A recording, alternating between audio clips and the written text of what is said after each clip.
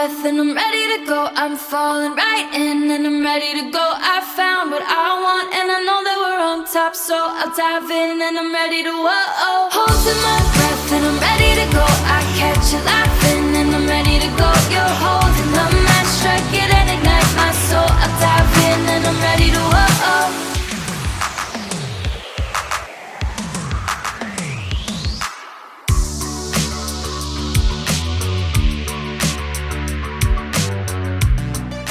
As anybody who's a regular listener to the podcast knows, I am a foodie. I like to consider myself a bit of a foodie anyways. I love food. I think if that's what makes you a foodie, that's what I am. I love being able to come back from Las Vegas and share my dining experiences with you. Now, because this was such a short trip, I didn't really have much of an opportunity to hit up any new places. However, I did go to a couple of spots that I haven't been to in quite some time. Starting off with the Grand Lux Cafe at the Venetian. It's been a little over a year since I've been to the Grand Lux Cafe. I always enjoy going there. They have a huge menu and somehow they make it work. If you are a viewer of any of the cooking shows, the Gordon Ramsay shows like Kitchen Nightmares, things like that, one of the things they do quite often when they go into a restaurant is they pare down the menu because they just have too many items on the menu. Somehow Grand Lux Cafe makes it work. They've got a massive selection of anything and everything for every cuisine, every level of appetite, every taste. They absolutely nail it. The prices are also somewhat reasonable as well. Now, when I say somewhat reasonable, I'm comparing it to other establishments on the strip. So what you consider to be reasonable may not necessarily be Las Vegas Strip reasonable per se, but Grand Lux Cafe, again, they somehow managed to do it. For my meal, I went with the Cafe Beef Wellington, which included mashed potatoes and vegetables, which in this case were carrots and Brussels sprouts, both of which were cooked absolutely perfectly. I love Brussels sprouts. These ones were cooked just the carrots were awesome, just the right amount of crunch. They weren't soggy or mushy or whatever. They were just the right amount of crunch. They were cooked perfectly.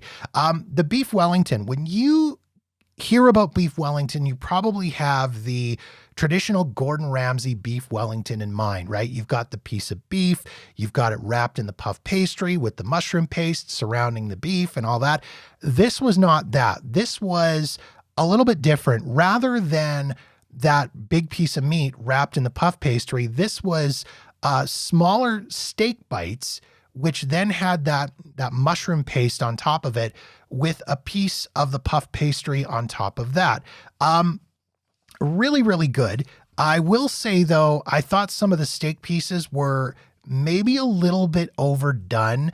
And I suspect that this is just simply because it's really difficult to cook smaller pieces of steak like that and cook them the way they're supposed to be cooked. I ordered them medium rare, and these were probably a little bit beyond medium, maybe just a couple of them were bordering on medium well. I mean, it was still good. It wasn't like they cooked it down to rubber or shoe leather or anything like that. It was maybe a little bit overdone. The puff pastry, same thing, was maybe just a little bit crunchier than it should be, but again, still really good. Overall, I was very happy with my experience at the Grand Lux Cafe. I was seated quickly. I did sit at a table. Usually when I'm by myself, I'll go sit at the bar, but in this case, I kind of wanted to just sit at a table. I didn't want to be forced into a socialization situation, if that makes sense. You sit at the bar and sometimes you sort of are, whether you're having a chat with other diners or the bartender or whatever. I didn't want that. I was tired. I just wanted to eat and kind of get out of there. So again, sat at a table all on my own. My server was awesome, was very attentive, but not overly attentive, made sure I was looked after, brought my food quickly, made sure my water glass was kept full. These are really just basics and things that you want, but I wasn't forced to engage in any long conversations with them, which again, I really kind of liked. The food was good. It was exactly what I was after at that particular time. And the portion sizes were perfect as well. I didn't leave feeling absolutely stuffed, which I hate when I go out to eat and I feel like I'm going to need a wheelbarrow to get wheeled out of the restaurant at the end of it. It was just, again, portion sizes were absolutely perfect. I was able to eat everything without feeling like I was absolutely stuffed. Total price all in, including an $8 tip, $49. That included my dinner and a beer. Again, as far as strip prices go, really not all that bad. Also got off the strip and headed over to what is probably my favorite off-strip breakfast location, Lou's Diner. This was my second visit over to Lou's. My wife and I actually went there back in March of 2023. If you want to learn a little bit about the background and the story of Lou's Diner, I recommend that you go check out their very, very cool story back in episode number 148 of the podcast. That was the March trip report. I've got all the details on the background of Lou's Diner there. I got to Lou's at around 9 o'clock in the morning, and the place was already packed. I managed to get in quite quickly. I did end up sitting at the counter in this case, mainly because I knew how busy it was. I was offered a table, but the only table that was available was a table for 4. And I didn't want to be that guy who was taking up a table for 4 all by myself when people were coming in, groups of people were coming in and looking to sit at tables. So in this case, I did actually go and sit at the counter. You can tell that Lou's is a local spot. There were tons of regulars who were seated at the counter who were all clearly very well known by the staff. The staff were being super friendly with the regulars. They were engaging in conversation, asking about their family, asking about their plans, asking about what their holiday season was like, things like that. It was really kind of cool to be in that environment and be in, like I say, a real true locals restaurant.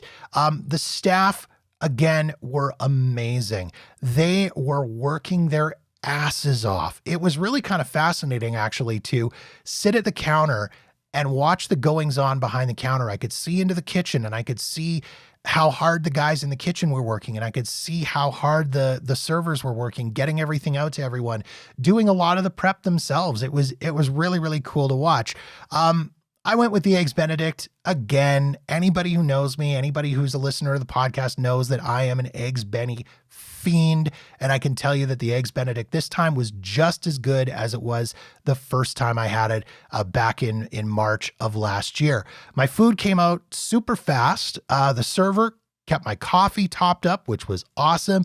Again, portion size was great. I did not leave there feeling stuffed, but it was enough to keep me going where I didn't need to go and actually have a big lunch. I was able to just grab a coffee and a pastry later on in the afternoon, and that was enough to keep me going through until supper time.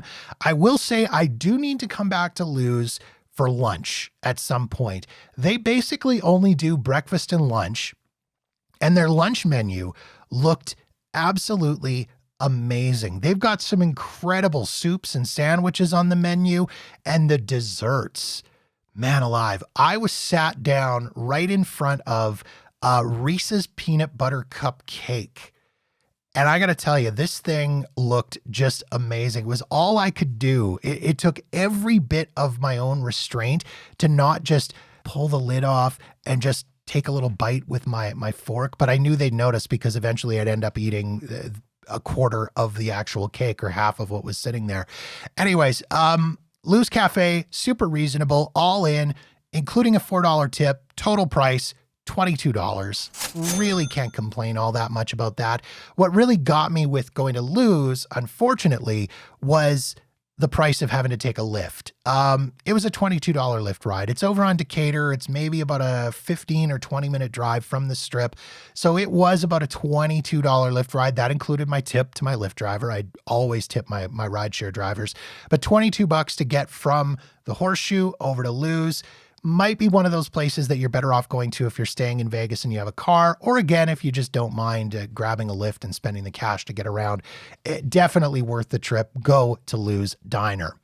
And last but not least, Robert Irvine's Public House in the Tropicana. Now, I wanted to get over to the Tropicana because it's been announced the Tropicana is going to be shutting down at the beginning of April 2024. It's going to be closing up to make way for Las Vegas's new baseball stadium for Major League Baseball. So I wanted to make the effort to actually get over to the Tropicana anyways.